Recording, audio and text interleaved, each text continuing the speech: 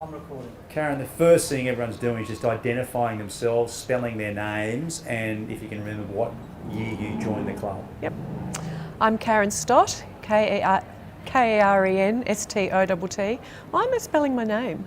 Because so he can spell it, so we put a super on the screen.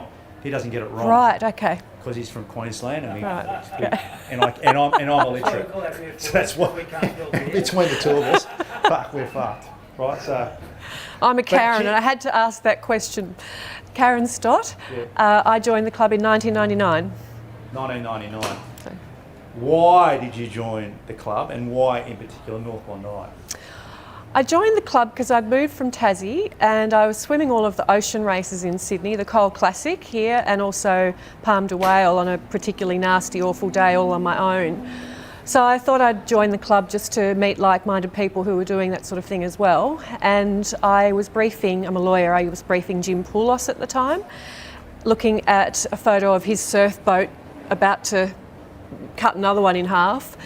And then somehow I knew Mark Cotter, so he signed me up and was doing my bronze medallion with Pete Agnew before I knew it. Yeah. Well, some big names there Yes. in North Bondi. I'm a name dropper. No, it just kind of happened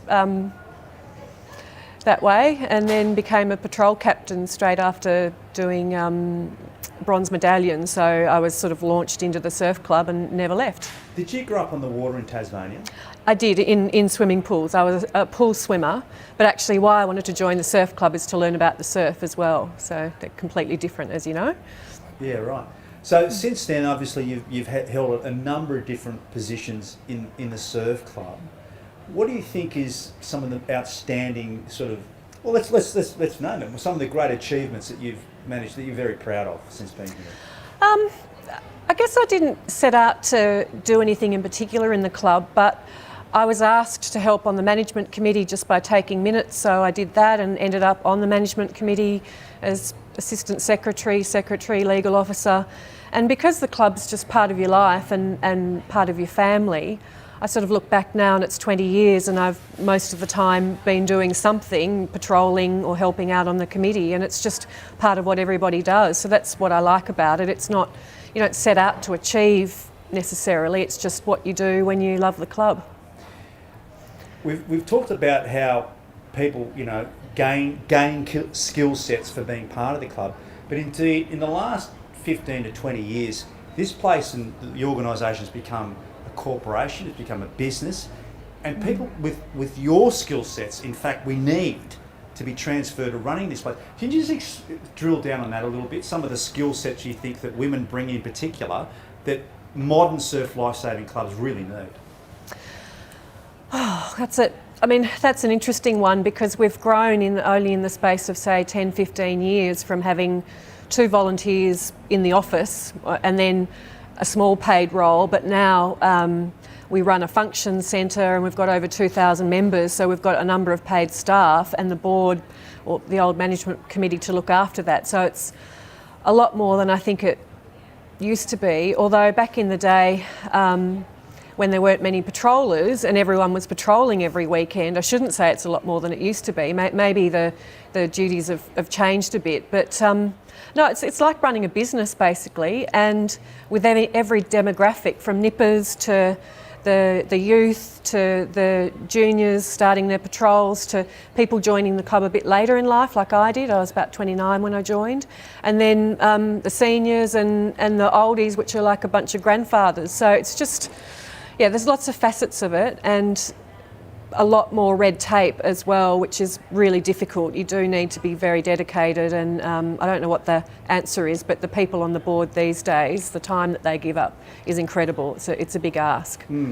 Look, my old man grew up in Bronny, and he goes, for some reason North Bondi it had a ratbag reputation, but it was always run well. Even back in the day, yeah, wow. It was always run well, yeah. And I think that's part of the real success of this place. It's always been run by intelligent, organised people. Can you talk about some of the people that have impressed you since you've been part of it?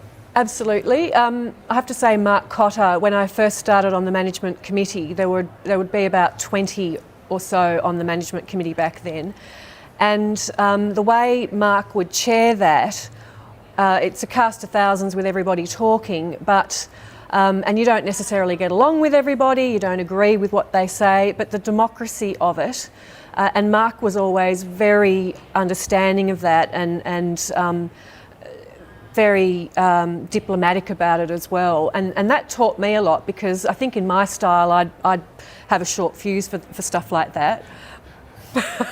But you need somebody who appreciates everybody's different viewpoints, because that's what everyone brings, and we're all volunteers. So that's a standout for me, the leadership that Mark demonstrated, not only in his presidential years but before then. Yeah, I think we've been very lucky in recent years to have people running this place in the presidential roles and so on. I mean, you might have a different opinion, but from where I stand, I thought, fuck, we've been very, very lucky to have people running the place like the calibre we've had. I absolutely agree, and I wouldn't have put my hand up to serve on the various management roles unless you were working with like-minded people that you admire and respect. So yeah, definitely. How does it translate, I suppose, into your real world, into your real job? I mean, you know, that type of, you know, male fraternity here sort of stuff, the female role, placing yourself within that. Give us your perspective on that. I've never felt any drawbacks being a female in the club. Right from day one, it was just inclusive, and the board as well. You know, I was invited to help out, so it's not like you had to fight your way in anywhere at all. And luckily, I haven't really felt that in the professional world either, I have to say. I think we've had a good run, and maybe it was a little bit more difficult when women first joined the club, with men not agreeing to let women in. And I actually remember in the winter swimming championships with the icebergs, swimming at the National Winter Swimming Championships only about 10 years ago. It was the first year that women were allowed in, and when we were on the blocks, the men were booing. And that wasn't very long ago. But I mean, that was more funny, but nothing like that's ever been encountered here by me in the club in my 20 years. Isn't it unbelievable? Yep. Incredible, isn't it? Yeah. But I have heard that some of the more seniors, and I shouldn't speak ill of the late Charlie Christensen, I don't know if this is true, but I think he was one of the ones who was against women coming into the club. But then, of course, to me, he was like a grandfather, because he was just so lovely at the coffee club. So I think people like that who were against women coming in quickly changed their minds. But I'd be interested in learning more about that as we delve into our history in this 40 years. Well, Karen, it's a cultural shift for the nation. I mean, on a whole lot of different levels, and surf lifesaving in North Bondi on the front foot when it happened. Yeah, and I think when I joined the club, what was more of a pushback for me was the people who've been in the club since they were nippers and competitors, as opposed to a lot more people in North Bondi joining later in life, and a wider demographic of non-clubbies coming in. That was what I saw as a oil and water type situation, which had nothing to do with gender. But again, as a club, I think we've really overcome that, and I don't see any sign of that these days. So, tell me what it was like for a girl that grew up in Tasmania to come down and move into this place.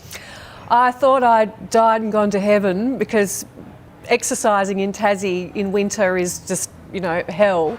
But coming here to Sydney and seeing all of the tidal pools and the ocean races and everything, I've never left. So, yeah.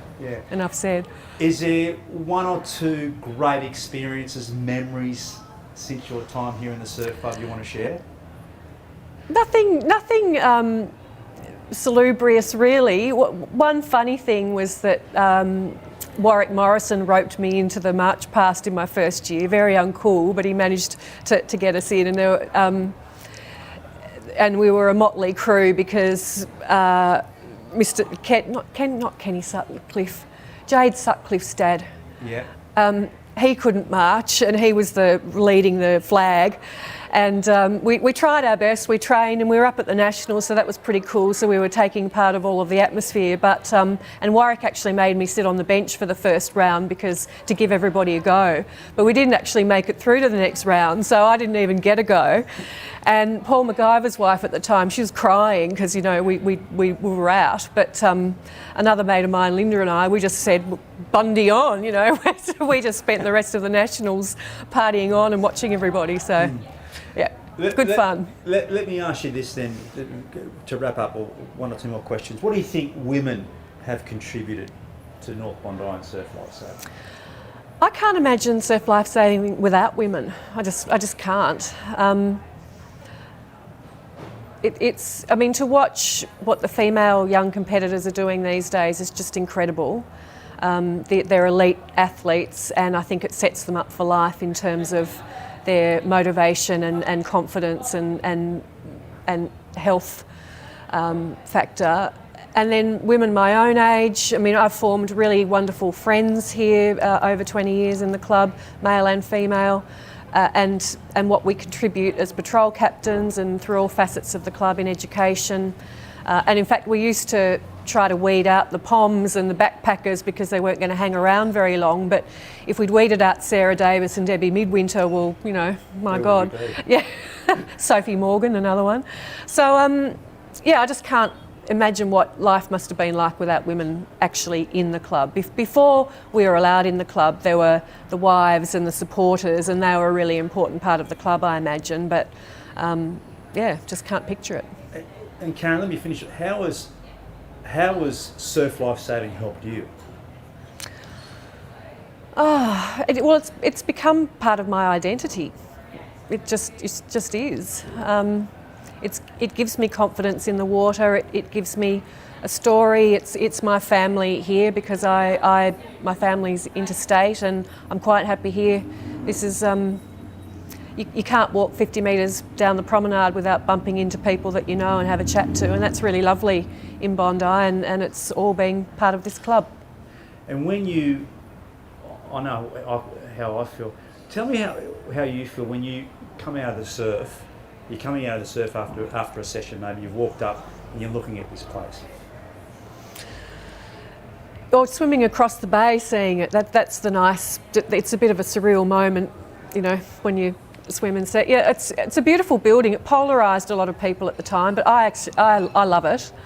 I'm not looking for I didn't mean to get into... I didn't say that because of your role. I really do love it. But no, I don't know, I just... It was more of a broader question, I suppose. Like coming from Tasmania, coming out of the water, looking up at this place on this beach, you know. I think of it as a home, but it hits me more when I go home to Tassie. And I grew up on the northwest coast in a little mining town called Burnie, and there's a surf club there. And in fact, I was a nipper there, but they didn't teach you how to swim, so I had to be rescued dog paddling around the Cairns one day in my first carnival. Joined the swimming club to learn how to swim. But when I go back to Tassie at Christmas time and I go down to the Burnie beach and see the Burnie Life Saving Club, that's when it hits me that, oh my God, I'm actually a member of North Bondi Surf Life Saving Club, and you know, that's quite surreal for me. Just coming from something so small, never dreamt of where it would take me and what a large part of my life it would become. So, yeah. Pretty special. Well done, mate. Good. Thank you. Thanks. Unreal. Oh, you're fantastic, Pete.